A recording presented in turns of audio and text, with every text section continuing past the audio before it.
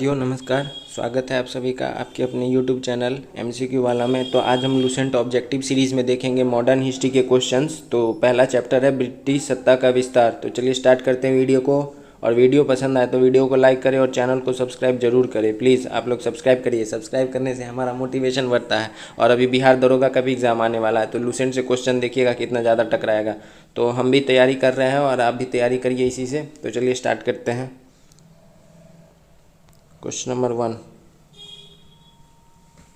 सूची 1 को सूची 2 से मिलाना है। प्लासी का युद्ध रोजर ड्रेक के समय हुआ था। आप इस पे कंफ्यूज मत होइएगा कि रॉबर्ट क्लाइव था। रॉबर्ट क्लाइव सेनापति था। द्वैत शासन ये रॉबर्ट क्लाइव करवाया था। बक्सर का युद्ध वेसिनटाट ऑप्शन सी। और बंगाल अकाल कटियर, तो इस हिसाब से option A. Now question number 2, ये देखिए सेम क्वेश्चन आ गया कि प्लासी की लड़ाई में अंग्रेजी सेना का नेतृत्व किसने किया था। तो ये किया था रॉबर्ट क्लाइव ने, तो ऑप्शन ए। बक्सर के युद्ध में अंग्रेजी सेना का नेतृत्व करने वाला था, तो बक्सर के युद्ध में किया था Hector Munro, option C. Bengal का द्वैत शासन कब से कब तक चला था। तो ये चला था 1765 से 1772 तक। वर्ष 1798 में लॉर्ड वेलेस्ली द्वारा प्रस्तावित सहायक संधि की स्वीकार करने वाला पहला भारतीय शासक था। तो पहला भारतीय हैदराबाद का निजाम, ऑप्शन बी। भारत का प्रथम गवर्नर जनरल व वायसराय था। तो भारत का प्रथम गवर्नर जनरल व वायसराय लॉर्ड कैनिंग। 7वां, तीसरे आंग्ल मैसूर युद्ध को रोकने के लिए टीपू सुल्तान से अंग्रेज ने कौन सी संधि की थी। तो तीसरे से किया था महामंगल श्रीरंगपट्टनम की संधि। ये एक ट्रिक है, महा से मंगलोर, मंगल से महा से मद्रास, मंगल से मंगलौर की संधि, और श्री से श्रीरंगपट्टनम की संधि। और चौथे युद्ध में तो वो मारा गया था, तो चौथे में कोई संधि नहीं हुआ। राज्य 6 हड़प नीति किसके द्वारा लागू की गई थी। तो ये किया गया था, हड़प नीति किया गया था, ऑप्शन डी डलहौजी। किस सिख गुरु ने फारसी में जफरनामा लिखा था। तो जफरनामा लिखे थे गुरु गोविंद सिंह, ऑप्शन सी। भारत में डाक व्यवस्था शुरू करने वाला ब्रिटिश गवर्नर जनरल था। तो ये था लॉर्ड डलहौजी। इसी के समय रेल का भी विकास हुआ था। किस सिख गुरु ने गुरु नानक की जीवनी लिखी थी। तो ये लिखे थे गुरु अर्जुन देव, ऑप्शन डी। सिखों के सैन्य संप्रदाय खालसा पंथ का प्रवर्तन किसने किया। तो ये किए थे गुरु गोविंद सिंह, ऑप्शन सी। 1757 में सिराजुद्दौला किसके द्वारा पराजित किया गया था। तो ये किया गया था क्लाइव के द्वारा, ऑप्शन सी। निम्नलिखित में से किस ने लॉर्ड वेलेस्ली के साथ सहायक संधि पर हस्ताक्षर किए थे।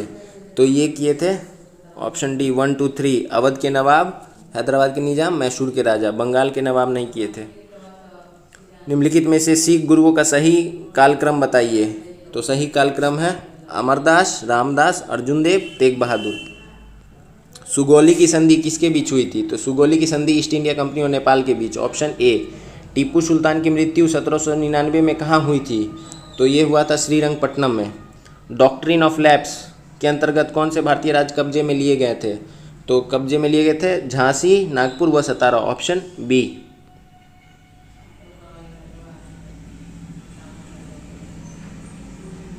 ठगी के उन्मूलन से संबंधित गवर्नर जनरल कौन है। तो ये है ऑप्शन बी बेंटिक। बोएडार डैश के शासक थे। तो ये थे मैसूर रियासत के, ऑप्शन ए। टीपू सुल्तान की राजधानी थी। तो टीपू सुल्तान की राजधानी थी श्रीरंगपट्टनम, 21 का ए। क्लाइव को बंगाल का गवर्नर बनाया गया था। तो 22 का सी, 1758। भारत का प्रथम गवर्नर जनरल था। तो ये था विलियम बेंटिक। द्वैत शासन नीति को किसने समाप्त किया। द्वैत शासन नीति को समाप्त किया था वॉरेन हेस्टिंग। अंग्रेजों का सर्वाधिक विरोध किसने किया था। तो अंग्रेजों का सर्वाधिक विरोध किया था मराठों ने।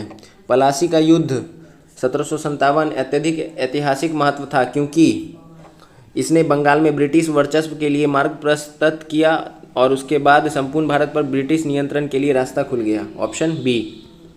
ब्रिटिश सरकार भारतीयों को आधुनिक शिक्षा देना चाहती थी। इसमें उनका उद्देश्य क्या था। उनका उद्देश्य था भारत में अपनी राजनीतिक सत्ता की नींव सुदृढ़ करना, ऑप्शन ए। प्रशासनिक अव्यवस्था यानी कुशासन के आधार पर डलहौजी ने किस राज्य को ब्रिटिश साम्राज्य में मिला लिया था। तो अवध को। आदि ग्रंथ किससे संकलित किया गया है? तो गुरु अर्जुन देव। भारत में आधुनिक शिक्षा प्रणाली की नींव किससे पड़ी? तो ये पड़ा था 1835 के मैकाले मिनट से। निम्नलिखित में सही कालानुक्रम क्या है? तो देखते हैं 31 का बी, 1 2 4 3। सबसे पहले रॉबर्ट क्लाइव, वेनिस्टार्ट, उसके बाद कार्टियर, उसके बाद वॉरेन हेस्टिंग। भारत में ईस्ट इंडिया कंपनी की सफलता का राज क्या था? तो सफलता का राज था उपयुक्त तीनों। भारतीय सैनिक में राष्ट्रीय भावना का अभाव, कंपनी को सेना के पश्चिमी परीक्षण मिला था तो उसके पास आधुनिक हथियार थे, ये भी सही है। भारत में राष्ट्रीय भावना की कमी, ये भी सही है, ऑप्शन डी।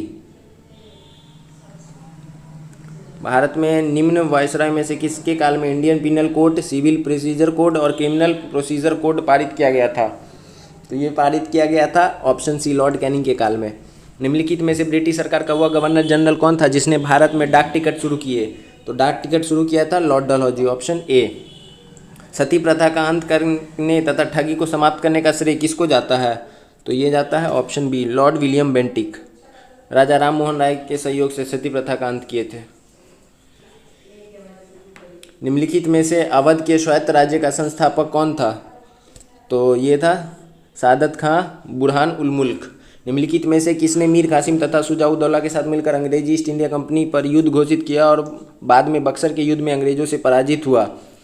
तो ये था शाह आलम द्वितीय, option D. East India company और बंगाल के नवाब के बीच जब पलासी का युद्ध हुआ उस समय मुगल सम्राट कौन था? तो मुगल सम्राट था अजीमुद्दीन आलमगीर द्वितीय। ईस्ट इंडिया कंपनी के नेतृत्व में रॉबर्ट क्लाइव का उत्तराधिकारी निम्नलिखित में से कौन था? तो हेस्टिंग्स, ऑप्शन सी। नवाब सिराजुद्दौला एवं ईस्ट इंडिया कंपनी के बीच संघर्ष का प्रमुख कारण था? तो संघर्ष का प्रमुख कारण था ऑप्शन बी, अंग्रेजों ने व्यापार छूट का दुरुपयोग किया। पलासी के युद्ध में केवल कुछ सरदारों ने सिराजुद्दौला का साथ दिया, वे सरदार निम्नलिखित में से कौन से थे? तो वो थे 1 और 4, मीर मदान और मोहनलाल। काल कोठरी की घटना जिसमें 146 में से 123 लोग एक छोटी कोठरी में बंद कर दिए जाने के बाद मर गए थे, कहाँ घटी थी? तो ये घटी थी कलकत्ता, ऑप्शन डी। पलासी के युद्ध के बाद भारत के लिए शाश्वत दुख की काली रात का आरंभ हुआ, यह किस बंगाल की कवि का कथन है? तो ये है नवीन चंद्र सेन। किस इतिहासकार ने 1765 से 1772 तक कंपनी के राज को डाकुओं का राज की संज्ञा दी है?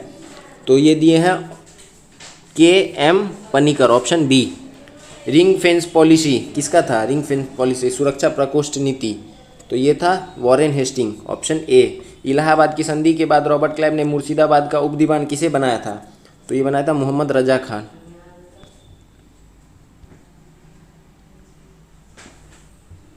निम्नलिखित में से किस भारतीय को रॉबर्ट क्लाइव ने बिहार का नायब दीवान बनाया था? तो ये राजा सिताब राय। रंजीत सिंह ने सुप्रसिद्ध कोहिनूर प्राप्त किया था?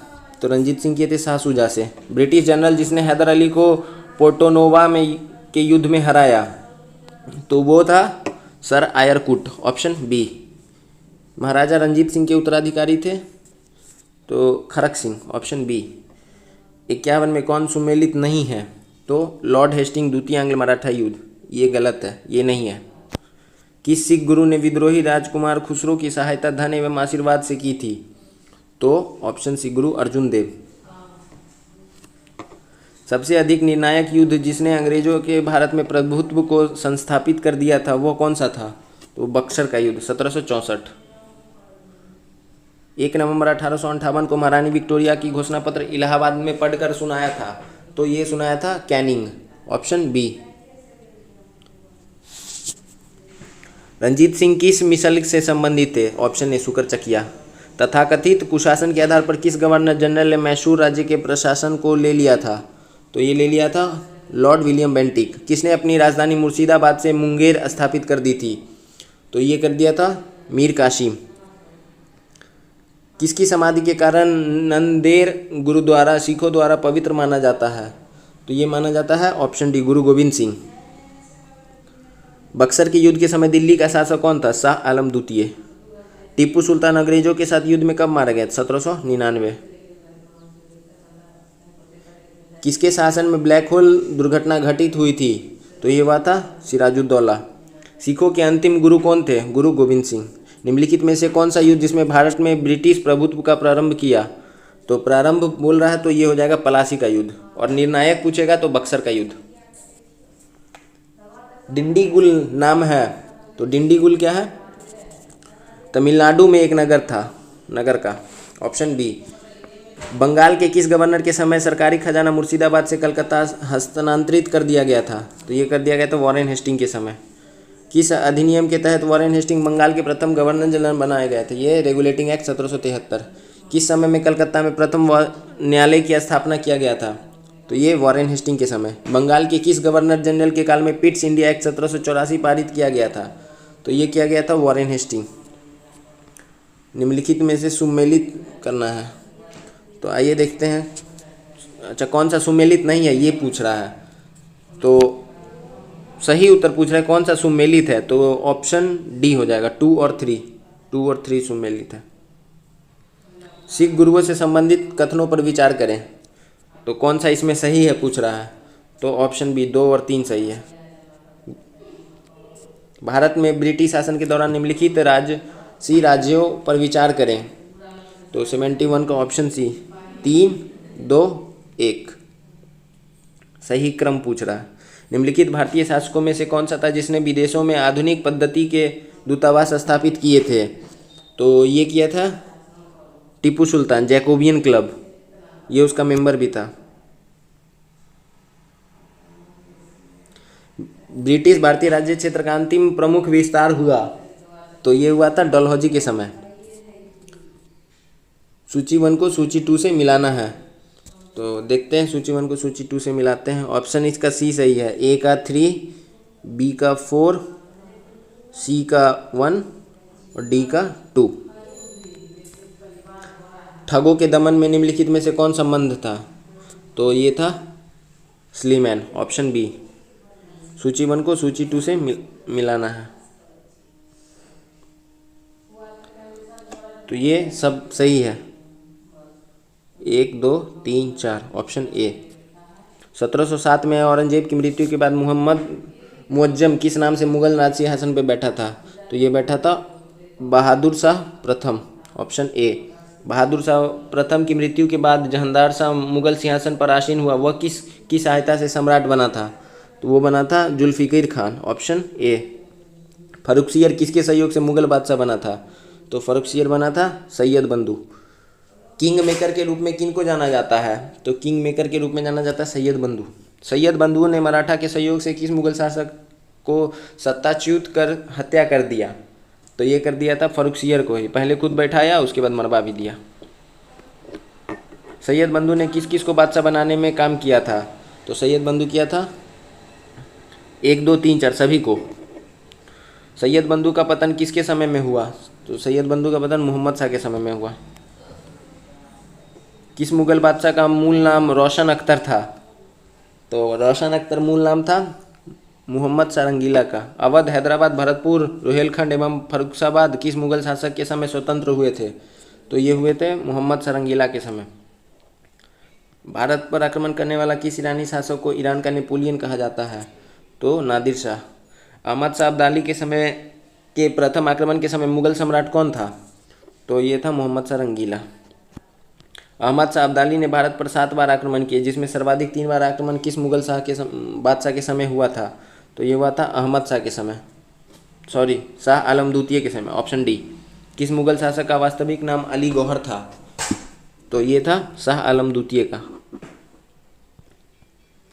कौन सा मुगल बादशाह विषम परिस्थितियों के कारण 12 वर्ष दिल्ली से दूर निर्वासित के रूप में जीवन बिताया और फिर मराठों की सहायता से दिल्ली की राजगद्दी पर पुनर्स्थापित हुआ?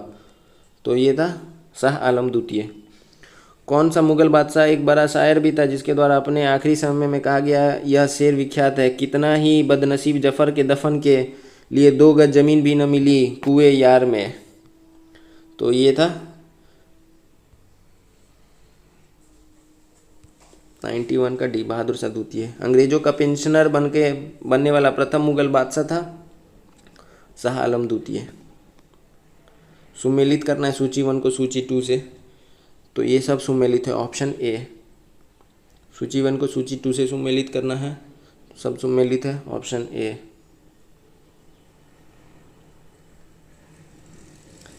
किस राज्य के शासक नवाब वजीर कहलाते थे? तो ये कहलाते थे अवध के नवाब। किसने ग्रामीण जाटों को एक सैनिक शक्ति के रूप में संगठित किया? तो ये किया था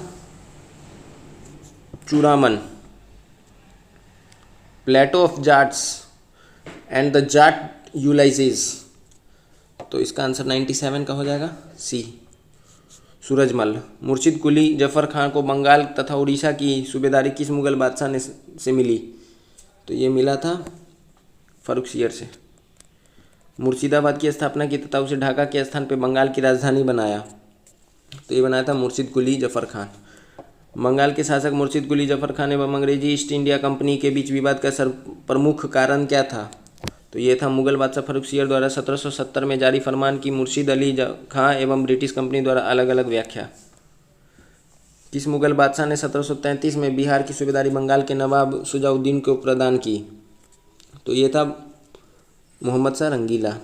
बंगाल के किस नवाब ने यूरोपीय लोगों की तुलना मधुमक्खी के छत्ते से की, जिसे यदि न छेड़ा जाए तो शहद देगी, पर यदि छत्ते के साथ छेड़छाड़ की गई तो मधुमक्खियाँ काट काट कर प्राण ले सकती है?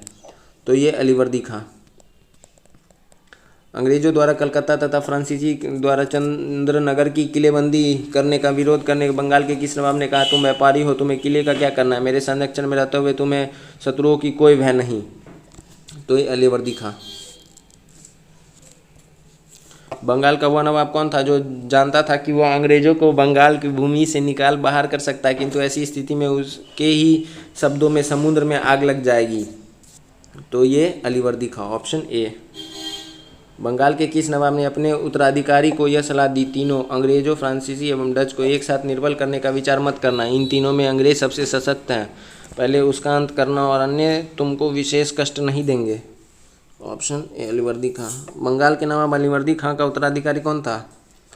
तो उत्तराधिकारी था सिराजुद्दौला। बंगाल के नवाब सिराजुद्दौला तथा ब्रिटिश कंपनी के बीच विवाद के कारण थे? तो 107 का ऑप्शन डी, 1, 2 और 3 तीनों थे। सुमेलित करना है सूची 1 को सूची 2 से। तो देखते हैं 108 का 1, 2, 3, 4 सभी सुमेलित है, ऑप्शन ए। बंगाल के नवाब मीर जाफर ने कठपुतली मुगल बादशाह शाह आलम द्वितीय से क्लाइव को साबत जंग की उपाधि एवं कुछ क्षेत्रों की जमींदारी दिलाई। क्लाइव की जागीर कहलाने वाले उस क्षेत्र की पहचान करे?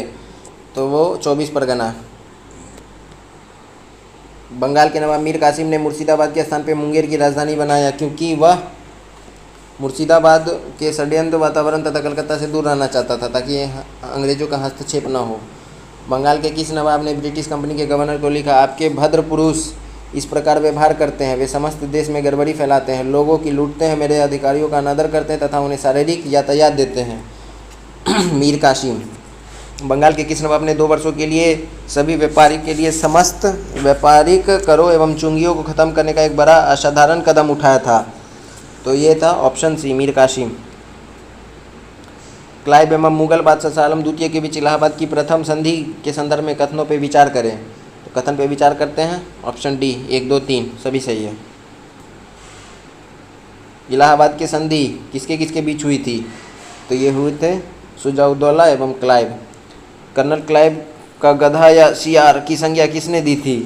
गधा या सियार, ऑप्शन बी, मीर जाफर। कलकत्ता की सुप्रीम कोर्ट ने एक न्यायाधीश ने बंगाल के किस नवाब को भूसे से भरे एक बैताल के रूप में उल्लिखित किया? तो ये था मुबारकुद्दौला। कर्नल मालसन ने कहा, कंपनी के अधिकारियों का अब एक ही उद्देश्य है, जितना लूट सको लूट लो। वह सोने की एक ऐसी थैली है जिसमें जब भी हाथ डालोगे इसमें से वह किसके लिए प्रयुक्त किया गया है? तो ये किया गया है मीर जाफर।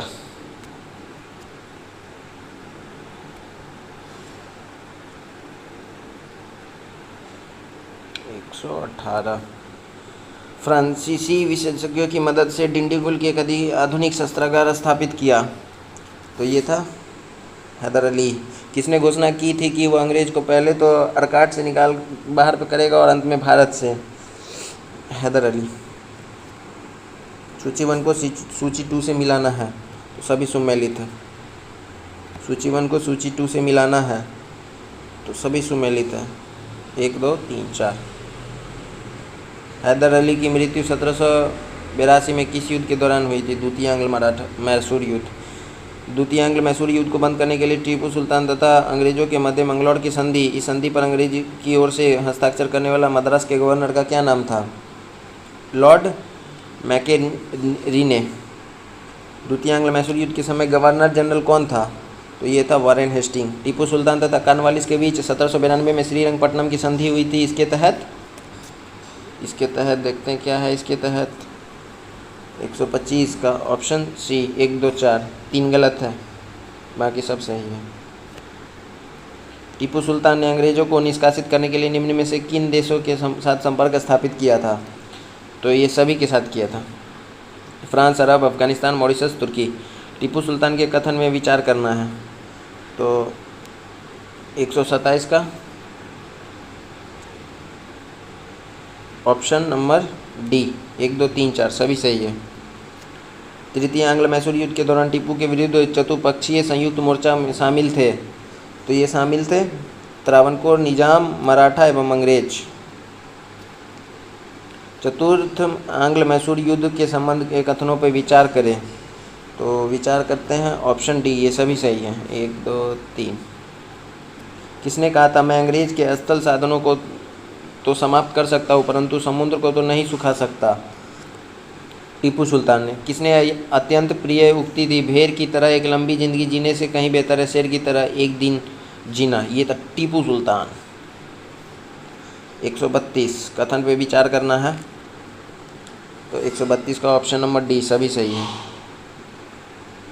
किस सिख गुरु ने प्रत्येक सिख से दशानंद धार्मिक कर वसूलना आरंभ किया एवं साधु वेश त्याग कर राजसी वस्त्र पहनना आरंभ किया?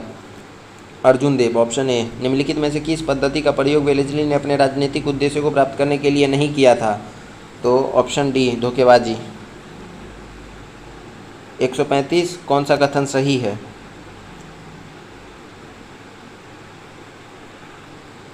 तो 135 का ऑप्शन डी सभी सही है। किस सिख गुरु ने कहा था सरदाद सिरे नदाद? तो 136 का हो जाएगा ऑप्शन सी तेग बहादुर। किस सिख गुरु को बाकला द बाबा कहा जाता है? तो ये कहा जाता है तेग बहादुर। सिखों के 10वें एवं अंतिम गुरु गोविंद सिंह के बारे में कौन सा कथन सही है? तो 138 का ऑप्शन डी 1 2 3 4 सभी सही है। गुरु गोविंद सिंह की रचनाएं हैं, तो 1 2 3 4 ये सभी सही है। जफरनामा, चंडी चरित्र, दसम ग्रंथ, विचित्र नाटक।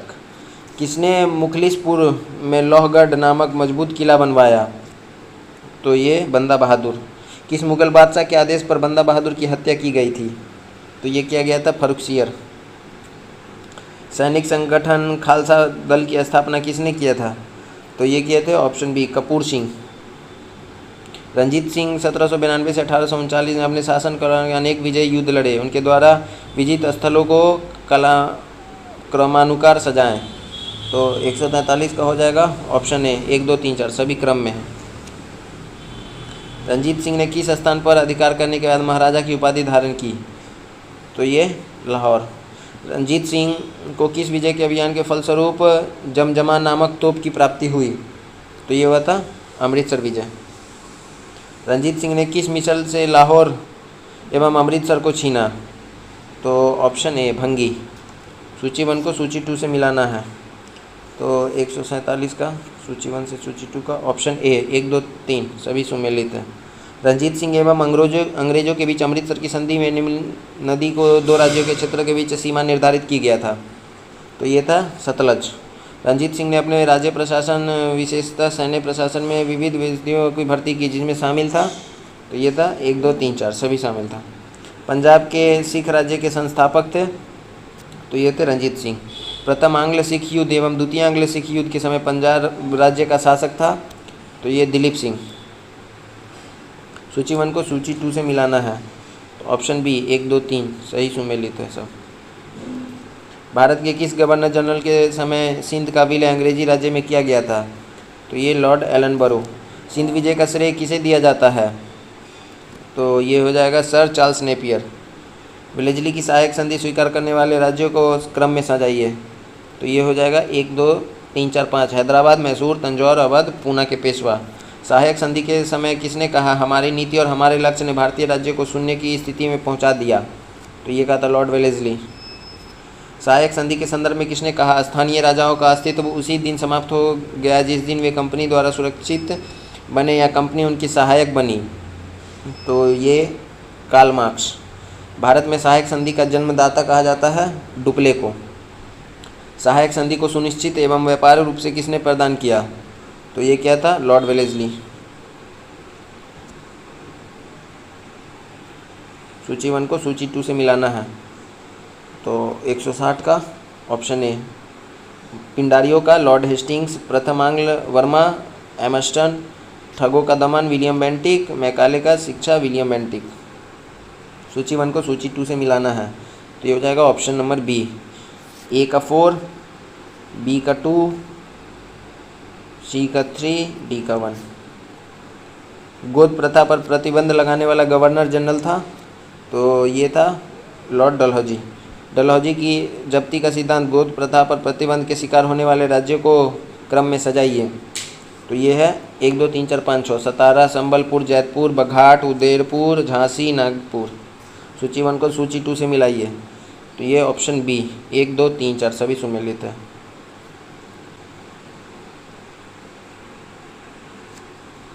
165 निम्नलिखित कथनों पे विचार करें, तो ऑप्शन बी केवल 2 सही है।